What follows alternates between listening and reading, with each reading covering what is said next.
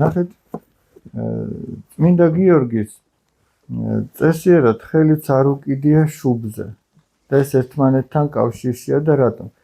ეს ცხენი განასახიერებს ადამიანის ბუნებას და მხედარი განასახიერებს გონებას, სულს.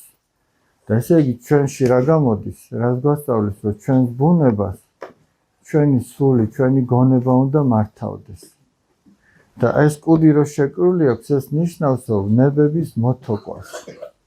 ნებების მოთოკვას ნიშნავს.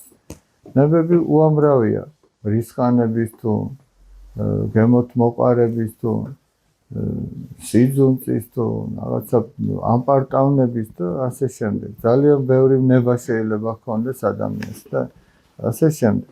და ესე იგი აქ საბოლოო ჯამში რა გამოდის? წმინდა გიორგი იმასთან ერთად რომ იყო მხედარი, ანუ რომის არმიაში მსახურობდა, ამავე დროს იყო ის ქრისტეს მხედარი, ანუ სულიერი გაგებით იყო მხედარი.